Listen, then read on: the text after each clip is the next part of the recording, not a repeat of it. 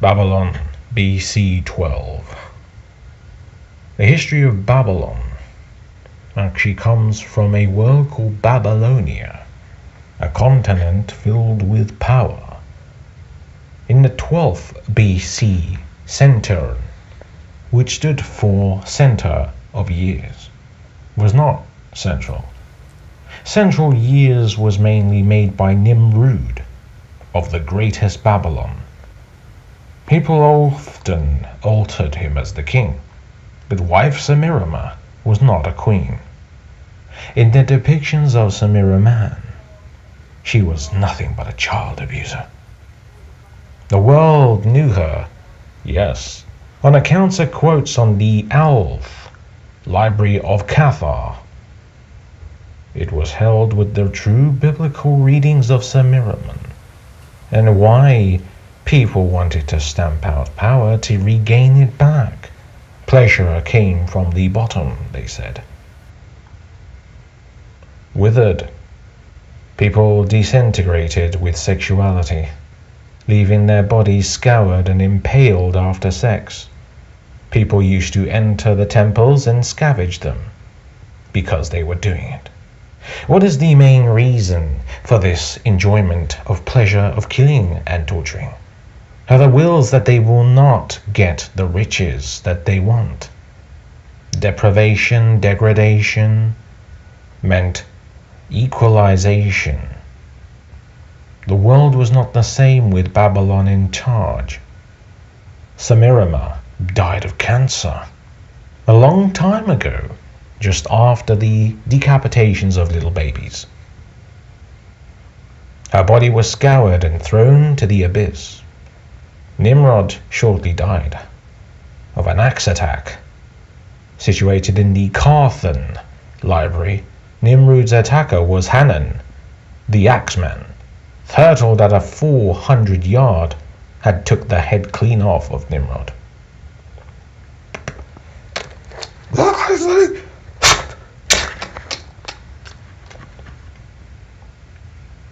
Nimrod was, of course, an enemy of the state of Babylon.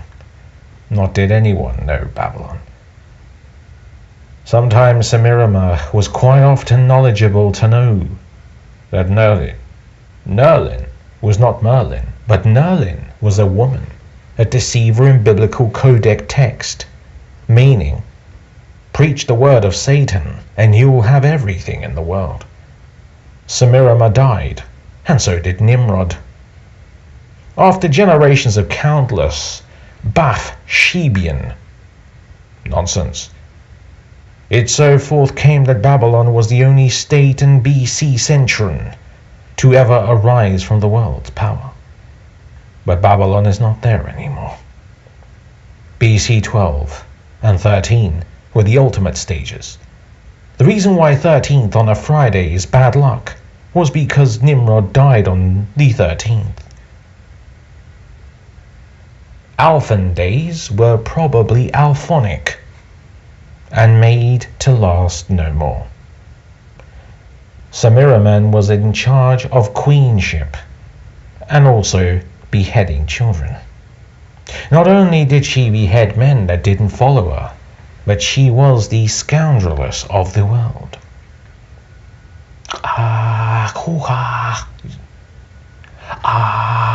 Often sung from the temples, I am the queen, I am the queen of Babylon. Maybe Nimrod didn't take notice. He was just a king, but followed on death-defyingly great under the axe of Hanan. A sharp two-edged axe, yes, nothing could escape. Babylon depictions in this image here are the old city grounds of Nimrah. Ra was Nimrod, yes, turned into a deity of Ra in the Egyptian days. Ra standing for glory.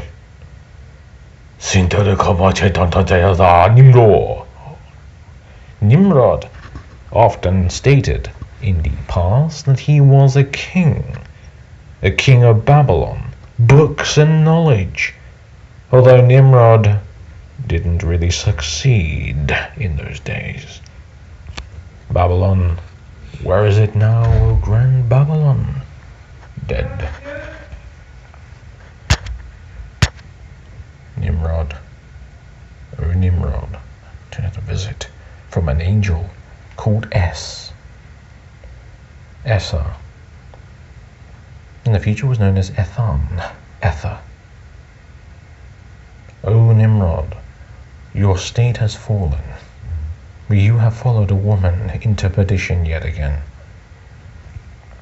Councils therefore took and hung the last soldiers of Nimrod, never to be seen again. In Babylon it states, worship a queen and a king. But for what reason did they not worship sense? Babylon lost its life, and later on its people died. The city as you now know it is probably laying in ruins in the future, but no one knows who took over. Syria, Assyria, Cyrus, Nebuchadnezzar, and all those Hezekiah followers took over Babylon. No more.